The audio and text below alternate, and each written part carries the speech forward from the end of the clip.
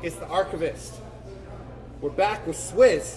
Yeah. Catch up, update, and welcome back. I wanted to thank you on the 45,000 views in our last interview, and I wish you so much success. Now where you're at, over 50,000 fans and counting. Let us know what you've been up to. You're on the rise. Ah, man.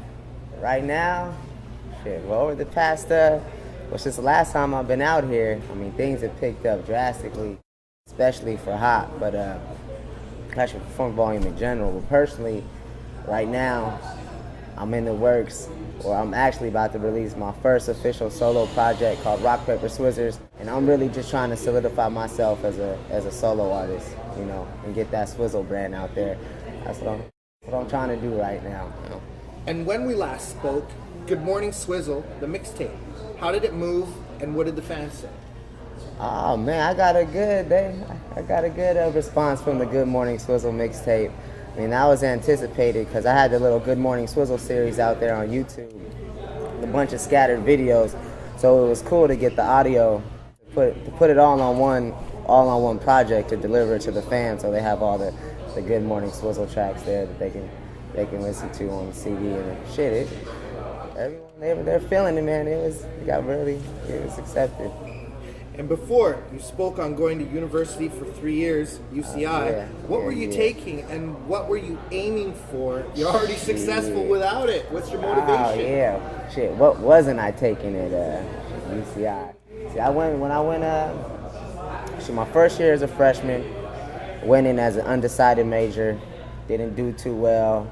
First quarter, was kind of messing up. Decided my major is economics.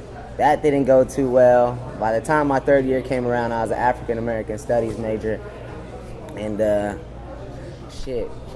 after 3 years, I mean, then that wasn't going too well. And I just decided that I really needed to pursue something that I was actually interested in, or that I was going to put all my effort in. And I was just really going to school just to get by. I never really applied myself. I was partying, drinking, trying to fuck with girls, doing all that wild shit college people do. But 08 came around. It was like started my junior year, and I just said, fuck, man, I gotta continue. I gotta try to pursue something I really want to do. So I stopped going and started this rap thing. Moved back home to San Fernando Valley and pursue this rap thing. And many bangers from Hard in the Paint, 13,000. I'm Swizzle, bitch. Yeah. Swizzy, right, and definitely on the charts. Share about it. Yeah, well, what was it? The Hard in the Paint over Waka Flocka's beat. That's probably one of my favorite tracks I've done so far.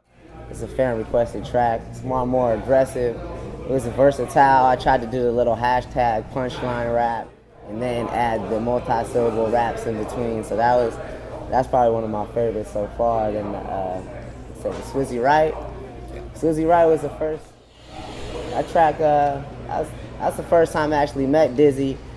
Dizzy, our new artist on Funk Volume. He came out in LA. He stayed out with us for a week.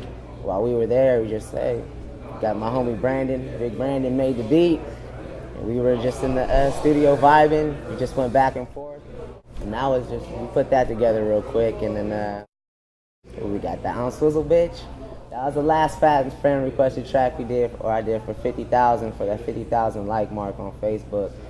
And that was, I just tried to do something different, something funny, you know, because on that Rack City beat, you're not really supposed to be lyrical and shit. So I just tried to, you know, convey my humorous side and just do something wild for the fans. And the nationwide I Am Raw tour, Australia with Andre Nicotina. It don't stop. Share about the travels and anything that comes to mind. Oh, shit. Traveling, man. Traveling's hectic. It can get hectic, you know, because the nationwide tour on the Raw tour, it was, we're still in grind mode. We go to every city, you know, in a 12-passenger van. We'll stay in hotels like Best Westerns, like the Super 8s, like all the discounted hotels. 5 of us bunched up in one room, you know, grinding it out. But it was fun though, man. It was definitely a cool experience, the I Am Raw tour. Then we had in Australia. We got to see Australia. That was wild too. I like Australia. Shout out to Australia, Melbourne, Perth. Sydney, Brisbane. It's dope cities. And it's just an overall cool experience. You get to meet a lot of people, get cultured, see a lot of things you wouldn't see just chilling at home. And Swizzle Series mixtapes, the album Sandbox, tell us what's about to pop off and what can we expect on the awaited LP. Oh, yeah.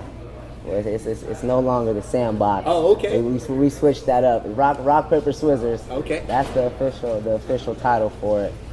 And on this one, it's my debut album, so I'm really trying to give people, I know a lot of people see me as like, I'm like Hop's, like #1 man, or I'm his hype man, and shit like that. But I just really need to introduce people to who I am and what I'm about, what I represent, and give them a little bit about my life, introduce my little raw, unique style that I got, It's my little freshman project that I need to, it's my introductory album. People need to know who I am, individually. And here it is. These critical losers are talking about your contacts and your eyes. No, they're not edits. They're saying you got a squeaky voice. What the fuck, man? Crying and complaining. These fools is bitches, man. They don't shut the fuck up. Well, they're talking about Lil Wayne and all that. You gotta call them out, man. Tell them what's up. Really, I pay no mind. I mean, I really don't care. Like, people, when you put yourself out there as an artist, everyone's gonna have something to say. My voice is high. I rap wild. There really isn't anybody out there that really sounds like me. So I expect it. They can say whatever they want, because at the end of the day, I'm gonna still do me, and I'm still gonna rap in that high ass loony voice, whatever the fuck you want to call it. I'm a girl. I'm a chipmunk. I sound like Weezy. Whatever. I'm still doing me. It really doesn't matter, man. I expect it. I love you guys. I know when I'm calling out. And the best memory since you've been on the I Am Raw tour? Ooh, best memory on the I Am Raw tour. It's probably when we pulled up to Denver. We had a show in Denver. And then we could tell immediately when we pulled up to the venue, this shit was going to be packed. Big for us. It was like 600 people at the show. And that was like one of our biggest shows. So just seeing that many people in the audience was like, oh shit, this is real right now. That's probably the most memorable moment on the I Am Raw tour. Anything to say to your fans? Oh, hello fans. This is Swizzle here. I really appreciate your support. I don't have an album out yet, but it's coming. Just ride with me, and thank you for fucking with me. And I got you guys. And you got any shouts? Shout out to Canada. We're here, Vancouver. Shout out to Archivist. Kept calling him Architect last interview. He got mad at me. Shout out to all the homies back home in the valley, and shout out to Dizzy, wherever Dizzy at in Vegas. Yeah. And yeah, that's it. And shouts to Funk Shout Volume. out to Funk Volume, Dame Diddy. And this is the Archivist, and you already know the name, y'all. And this is the Archivist, and you already know the name, y'all. Hint.